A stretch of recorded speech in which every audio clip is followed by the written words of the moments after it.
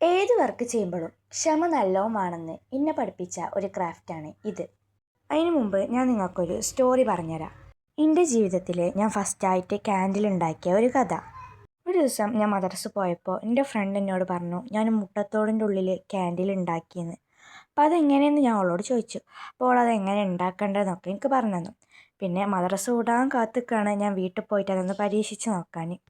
ഉമ്മ കാണാതെ പരീക്ഷിക്കാനായിരുന്നു എൻ്റെ പ്ലാന്. പക്ഷേ ഉമ്മ കണ്ടു. അപ്പോൾ പിന്നെ ഞാൻ വിചാരിച്ചു എന്നാൽ കണ്ടോട്ടെ എന്ന് വിചാരിച്ചു. അങ്ങനെ ഞാൻ എന്ത് ചെയ്തു, ക്യാൻഡിൽ ഉണ്ടാക്കാനായിട്ട് സ്റ്റാർട്ട് ചെയ്തു.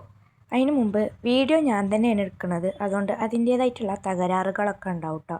അതൊക്കെ ഒന്ന് ക്ഷമിക്കാം. അങ്ങനെ ഞാൻ ക്യാൻഡിൽ ഉണ്ടാക്കാനായിട്ട് സ്റ്റാർട്ട് ചെയ്തു. ഉമ്മ പറഞ്ഞ കേൾക്കാത്തതുകൊണ്ടാണോ എന്നറിയില്ല, കൈ ഒന്ന് നന്നായിട്ട് പൊള്ളി. നന്നായിട്ട് പൊള്ളി എന്ന് പറഞ്ഞാൽ കുറച്ചൊന്നല്ല, കുറച്ചധികം പൊള്ളി. കൈൻ്റെ 2 വിരലിൻ്റെ കാര്യത്തിൽ ഏകദേശം തീരുമാനമായി. പിന്നെ ചോറുണ്ണാൻ വയ്യ, പെൻസിൽ പിടിക്കാൻ വയ്യ, അങ്ങനെ ഓരോന്ന്. ടൈൽസുമ്മത്തെ കറ കളയാൻ വേണ്ടിയിട്ട് അനിയൻ്റെ കട്ടയാണ് ഞാൻ ഉപയോഗിച്ചിട്ടുള്ളത്. പിന്നെ ഞാൻ മുമ്പ് പറഞ്ഞല്ലോ ക്ഷമ തീരെ ഇല്ലായിരുന്നു എന്നുള്ളത്. അതുകൊണ്ട് ഉണങ്ങി എന്നൊക്കെ വിചാരിച്ച് വലിയ ആളെ പോലെ എൻ്റെ മൂർച്ചയില്ലാത്ത കത്രിക എടുത്തുകൊണ്ട് ഞാൻ എന്ത് ചെയ്തു, അത് കട്ട് ചെയ്യാൻ പോയപ്പോഴാണ് ഇത് സംഭവിച്ചത്.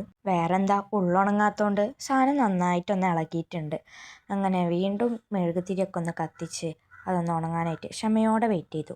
ഈ കത്രിക കാരണമാണ് സംഭവിച്ചത്. ഇനിയിപ്പോൾ അത് പറയാം, അല്ലാതെ വേറെ വഴിയില്ലല്ലോ. അങ്ങനെ എൻ്റെ ഏറ്റവും മൂർച്ചയുള്ള കത്രിക എടുത്തിട്ട് ഞാൻ മുറിച്ചു. അപ്പോൾ സംഭവം സെറ്റായി. അപ്പോൾ നമ്മൾ ഇത്രയും കഷ്ടപ്പെട്ടുണ്ടാക്കിയതല്ലേ, ഈ സംഭവം വർക്കിംഗ് ആണോ എന്നൊന്ന് പരീക്ഷിച്ച് നോക്കണ്ടേ.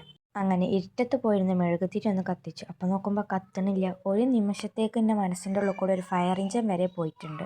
അപ്പോൾ ഇത്രയും കഷ്ടപ്പെട്ട് ചെയ്തല്ലേ. അപ്പോൾ ഒരു സബ്സ്ക്രൈബും ലൈക്കൊക്കെ തരാം. അപ്പോൾ ഓക്കെ, ബൈ.